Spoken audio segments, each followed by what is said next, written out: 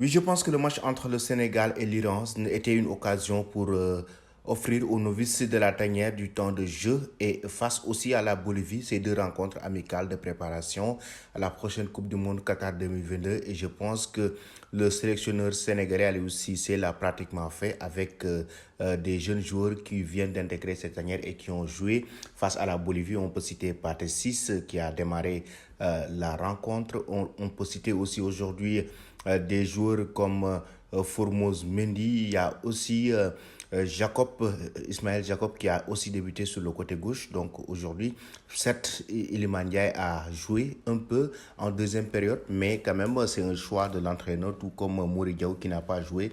Il y a aussi Demba Seck qui a joué lors de la première rencontre face à la Bolivie. Mais aujourd'hui, c'est le choix de l'entraîneur de faire tourner son équipe. Il a essayé d'apporter un peu plus d'équilibre au sein de cet effectif de l'équipe nationale du Sénégal avec des joueurs qui n'ont pas eu assez de temps de jeu en club et il les a mis lors de cette rencontre face à l'Iran. On peut citer Nampalis Mendy, on peut citer aussi Bamba Dieng qui est venu en deuxième période.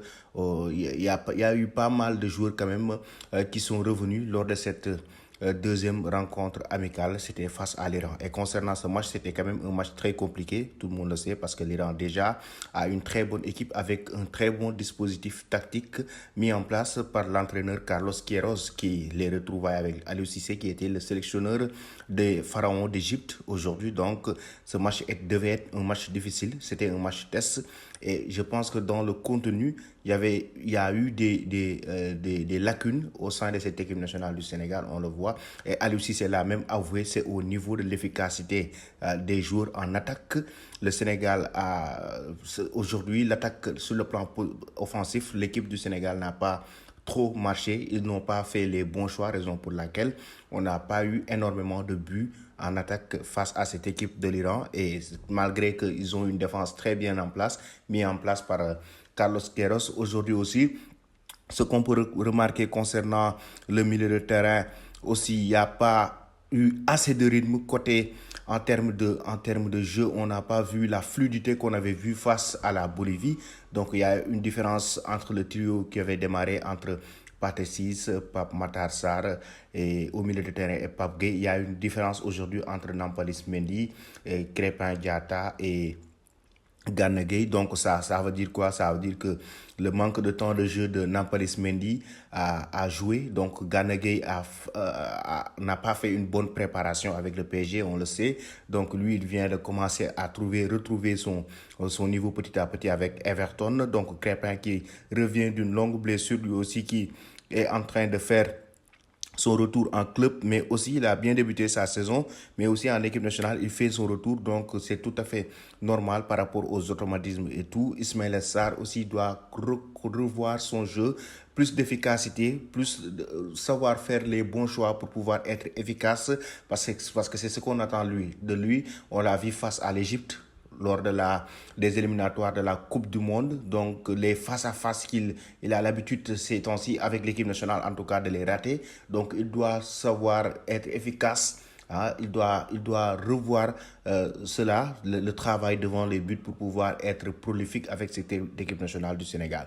Mais dans l'ensemble, je crois que c'est une équipe de l'Iran qui a tenu en échec le Sénégal, malgré que le sélectionneur a su tourner son équipe et que Aliou Cissé a du boulot parce que à 2 mois de la Coupe du Monde Qatar 2022, il y a des joueurs qui étaient forfaits. On peut citer Youssouf Sabali, il y a Bouna Sarr qui est forfait pour la Coupe du Monde, il y a Saliou Ciss qui n'a pas de club et qui pourrait servir de renfort avant la Coupe du Monde, il l'a si bien évoqué. Donc, énormément d'insuffisance dans cette équipe du Sénégal. Mais je crois que Aliou Cissé connaît bien les lacunes actuelles à l'instant de cette sélection et il va essayer de les rectifier avant le début de la compétition.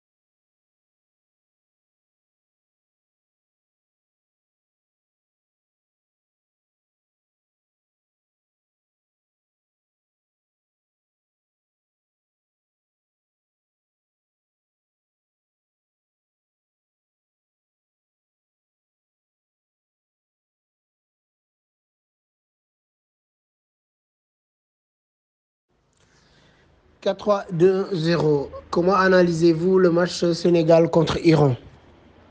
Je pense que c'était un match assez intéressant dans l'ensemble, aussi bien dans le contenu que par rapport aux résultats escomptés, et surtout au vu de la taille de l'adversaire, parce qu'il ne faut pas oublier que l'Iran est 22e au classement FIFA, le Sénégal est 18e, ce qui veut dire que les équipes se tiennent de près et que la différence de niveau n'est pas très élevée. C'est la raison pour laquelle rencontrer l'Iran en prélude à la Coupe du Monde était un bon match test. Maintenant, dans le contenu, on a vu que même du point de vue des statistiques, le Sénégal a globalement dominé la rencontre parce que au-delà du score de 1 but partout, le Sénégal a frappé 11 fois alors que les Iraniens n'ont frappé au but que 3 fois, si je ne m'abuse. Et le Sénégal a cadré 7 frappes alors que les Iraniens n'en ont cadré que 2 dans leur but. Et cela signifie beaucoup de choses. Cela signifie que malgré voilà, le fait que de temps en temps ils avaient le ballon, le Sénégal a su quand même réussir à asseoir une certaine domination et à garder le ballon. Pour preuve, le Sénégal a eu 58% de possession du ballon, alors que les Iraniens ont eu 42%. Donc, ça veut dire en quelque sorte que le Sénégal a quand même globalement dominé le match. Maintenant, par rapport aux enseignements qu'on peut tirer de ces deux rencontres, notamment contre la Bolivie et contre l'Iran, il faut comprendre qu'il y a voilà, beaucoup de commentaires qui fustigent justement le fait que l'entraîneur, le sélectionneur national, le Cissé, n'ait pas laissé beaucoup de temps de jeu, surtout à des jeunes qui sont arrivés, en l'occurrence Nicolas Jackson et éventuellement Mori Chao et aussi Dembasek qui n'a joué qu'une petite partie, en tout cas, du match contre la Bolivie. Il faut comprendre que l'entraîneur, peut-être qu'il n'était pas dans une dynamique de faire une revue des troupes. Peut-être que c'était aussi une sorte de consolidation de ces acquis-là. C'est la raison pour laquelle il a décidé justement de titulariser par exemple un Sadio Mané, Boulaïdja et Ismaël Assar en pointe de l'attaque pour ce premier match, pour ce deuxième match, alors qu'il aurait pu peut-être laisser plus de temps de jeu au nouveau, par exemple faire démarrer Nicolas Jackson devant avec Iliman Ndiaye et pourquoi pas Dembasek ou un autre attaquant de pointe. Mais il faut comprendre que oui, ça a été globalement un match intéressant, mais la configuration, en tout cas la perspective à travers laquelle les gens voient ce match-là est différent de celui avec laquelle l'entraîneur le perçoit. Les gens, peut-être, on veut faire une revue de troupe, voir tout le monde, etc. Alors que l'entraîneur, c'est lui qui participe aux entraînements, c'est lui qui maîtrise ses joueurs, c'est lui qui comprend exactement quel est le projet avec lequel il veut aller au Qatar. C'est la raison pour laquelle, moi, dans l'analyse, j'ai envie de donner plus de confiance au sélectionneur parce que c'est lui qui sait exactement qu'est-ce qu'il veut et c'est la raison pour laquelle il a fait ces choix-là. Une dernière analyse, on a vu que par rapport à ces deux matchs-là, on s'est rendu compte que, bien sûr, la jeunesse et la fraîcheur physique ont dicté la loi par rapport à la routine. Je pense que, globalement parlant, Pape Gueye et Pape Matarsar et Pathé Ismaël Ciss, je pense qu'ils ont été très intéressants. Et ce serait bien que l'entraîneur soit beaucoup plus courageux, par exemple à la Coupe du Monde, en décidant, même s'il ne prend pas de risque de mettre Nampalys Mendy sur le banc, peut-être il y a de quoi essayer de tenter, par exemple, de titulariser à côté de Nampalys Mendy un Pape Matarsar et un Pape Gueye, en lieu et place d'un Cheikhou Kouyaté et d'un Idrissa Gana Gueye, peut-être qu'ils ne sont pas très frais physiquement par rapport aux deux jeunes.